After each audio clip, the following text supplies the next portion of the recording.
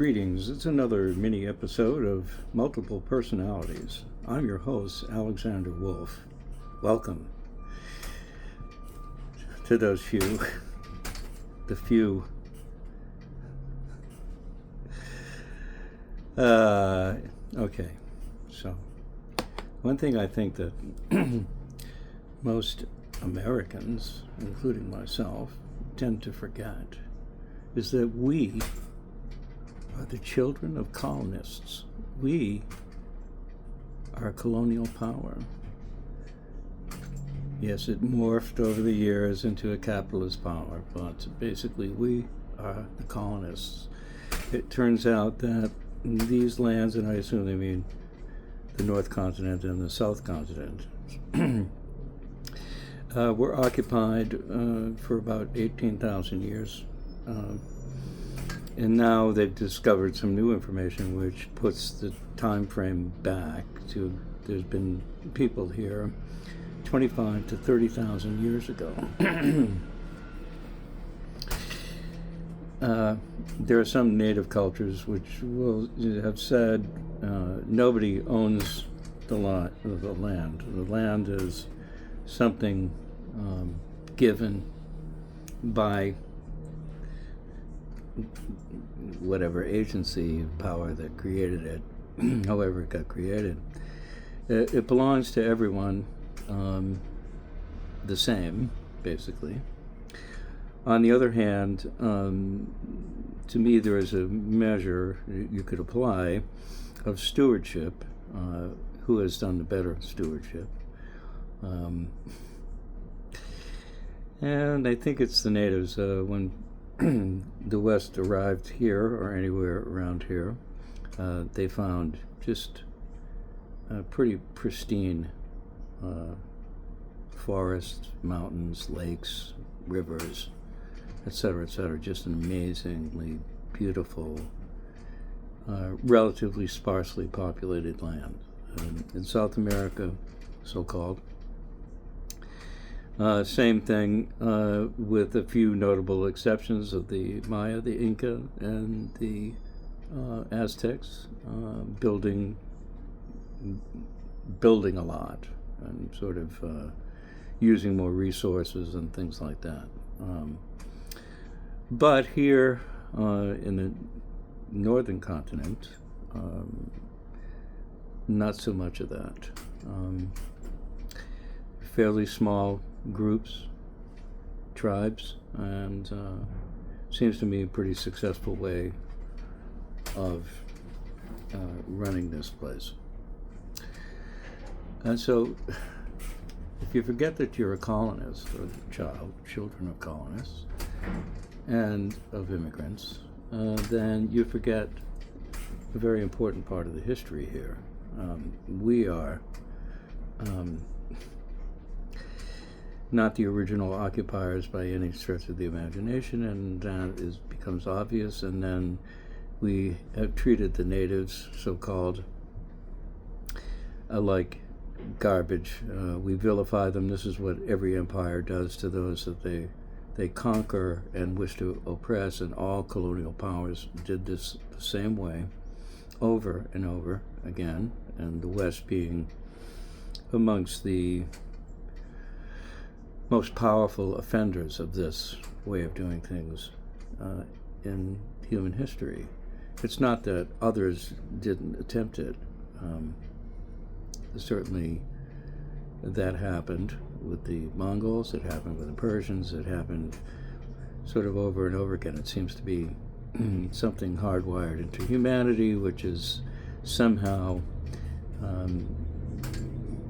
the need for bigger, better, more control, etc., etc.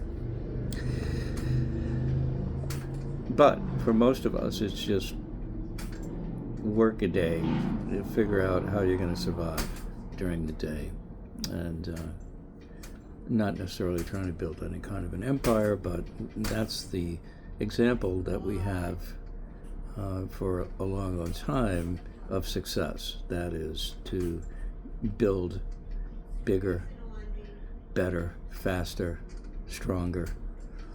And violence is always a part of that. once again, we are in a violent stage of existence here on the planet. On a day-to-day basis, many of us are just living our lives. The information is there, but I'm getting up, and luckily I can make a cup of coffee, I can have some food, I can play some guitar, etc. It's just my actual existence. And part of it is when I turn off this vehicle of information here and just regard myself quietly in the living room that I'm in.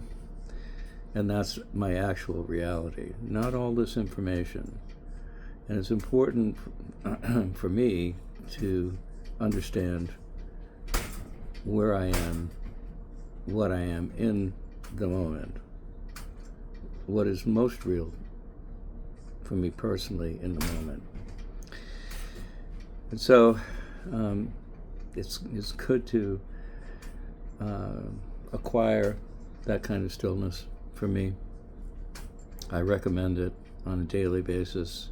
Turn off everything and just sit and just feel where you are, feel what your body is doing, breathe, hear the noises, smell the smells that are right there with you right now. And then you're where you always exist, which is in the present moment.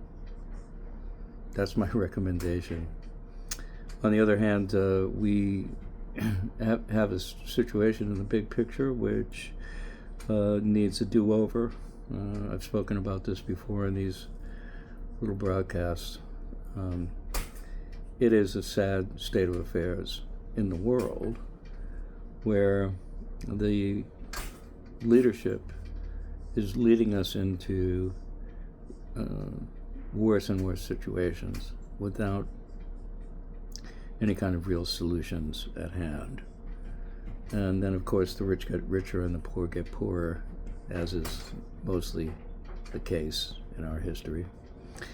And the undoing of democracy was always a plan of those who never wanted it here from the beginning, who liked the king and liked the idea, and don't let the peasants run things. Are you kidding? So the undoing of this Republican democracy was always part of the plan of some very powerful people over generations. And so you get what you get, and they've been getting what they paid for, which is the elimination of a lot of us and whatever we think of as freedom. So that is a sad state of affairs, there's no question. And it involves creative people, especially, I think, the creative, imaginative people, to come up with the solutions that we need. And it is possible to do.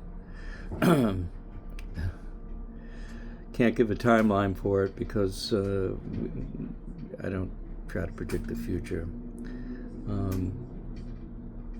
There could be a fair amount of pain and suffering continuing for a while.